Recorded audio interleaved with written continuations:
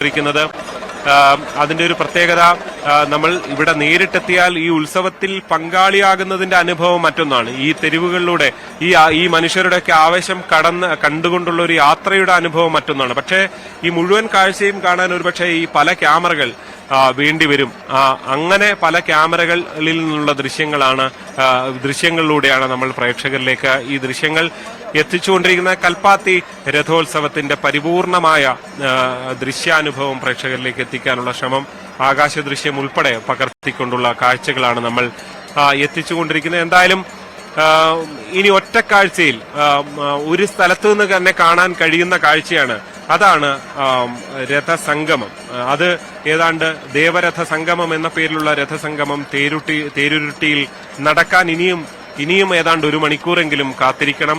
അതിനായുള്ള കാത്തിരിപ്പിലാണ് ഈ കൽപ്പാത്തി നിവാസികൾ, ഇവിടെയുള്ള മനുഷ്യർ, ഇവിടെയുള്ള മുഴുവൻ ക്യാമറകളും, ഏതാണ്ട് മലയാളത്തിലെ മുഴുവൻ ടെലിവിഷൻ ക്യാമറകളും നിരവധി ക്യാമറകൾ നിരത്തിക്കൊണ്ട് തന്നെ ഈ അപൂർവ ദൃശ്യം പകർത്തിയെടുക്കാനുള്ള അത്രയധികം പ്രാധാന്യത്തോടെ കാത്തു നിൽക്കുന്ന ഒരു കാഴ്ചയാണ് നമുക്ക് ഈ പുതിയ കൽപ്പാത്തിയിലെ ഈ തെരുവീഥികളിൽ, ഈ വിശാലാക്ഷി സമേത വിശ്വനാഥ ക്ഷേത്രത്തിന് മുന്നിൽ ഈ തേരുരുട്ടിക്ക് സമീപം നമുക്ക് കാണാൻ സാധിക്കുന്നത്.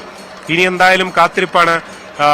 ഏതാണ്ട് 1 മണിക്കൂറോളം കാത്തിരിപ്പുണ്ട്. ആ കാത്തിരിപ്പിനിടയിലും ഉള്ളത് ഇടയ്ക്കിടെ പല രഥങ്ങളും വന്നു പോകുന്നു.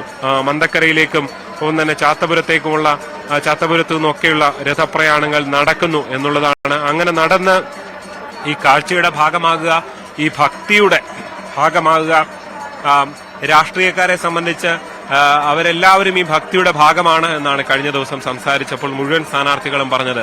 തങ്ങൾ ഈ ഭക്തിയുടെ ഭാഗമായി, ഇവിടെ രാഷ്ട്രീയമില്ല, ഇവിടെ പരസ്പരം രാഷ്ട്രീയ നേതാക്കൾ സംസാരിക്കുന്നതൊക്കെ പലപ്പോഴും വാർത്തകളാകുമ്പോൾ ഇതിൽ അങ്ങനെ ഒരു ഭക്തിയില്ല. ഇവിടെ എല്ലാവരും ഭക്തർ എന്ന നിലയിലാണ് പങ്കെടുക്കുന്നതെന്നുള്ള കാര്യമാണ് രാഹുൽ മാങ്കൂട്ടത്തിനും സരിനും ഒക്കെ പറയുകയും ചെയ്തു. അതിനിടയിലും ചില അകലങ്ങളൊക്കെ നമ്മൾ ഇടയ്ക്ക് രാഷ്ട്രീയ വാർത്തകൾക്കിടയിൽ കണ്ടിരുന്നു. പക്ഷെ എന്നിരുന്നാൽ തന്നെയും ഇവിടെ എല്ലാവരും ഒരുമിച്ച് എത്തുന്നുണ്ട്. ആ കാഴ്ചയാണ് നമുക്ക് ഈ കൽപ്പാത്തിയിൽ നിന്ന് പങ്കുവെക്കാനുള്ള. എന്തായാലും വലിയ ആവേശത്തിലാണ്. സൂര്യാസ്തമയത്തിന് ഇനി ഏതാണ്ട് സമയം, ഏതാണ്ട് 1.25 മണിക്കൂറിനുള്ളിൽ സൂര്യാസ്തമയം ഉണ്ടാകും. ആ അസ്തമയ സൂര്യനെ സാക്ഷ്യപ്പെടുത്തിക്കൊണ്ടായിരിക്കും ഈ ഒരു രഥോത്സവം, അതായത് മഹാരഥ ദേവരഥ സംഗമം ഈ കൽപ്പാത്തിയിലെ തെരുവിൽ വിശാലാക്ഷി സമേത വിശ്വനാഥ ക്ഷേത്രത്തിന് മുന്നിലെ ഈ തേരുരുട്ടിയിൽ ഉണ്ടാകുക. എന്തായാലും അതിനുവേണ്ടിയുള്ള കാത്തിരിപ്പിലാണ് ഇവിടെയുള്ള മുഴുവൻ മനുഷ്യരും. പാലക്കാട് ജില്ലയിലെ കൽപ്പാത്തി ഗ്രാമത്തിലെ ക്ഷേത്രത്തിൽ എല്ലാ വർഷവും നടക്കുന്ന ഈ ഉത്സവം അതിന്റെ ഏറ്റവും മനോഹരമായിട്ടുള്ള, ഏറ്റവും ഗംഭീരമായിട്ടുള്ള, ആവേശകരമായിട്ടുള്ള ചടങ്ങുകൾ നടക്കുന്ന ദിവസമാണ്. അവിടെ തേരുമുട്ടിയിൽ അല്പസമയത്തിനകം ദേവരഥ സംഗമം അത് നടക്കും. അതിനായുള്ള കാത്തിരിപ്പിലാണ് കൽപ്പാത്തിയിലെ മുഴുവൻ ജനങ്ങളും.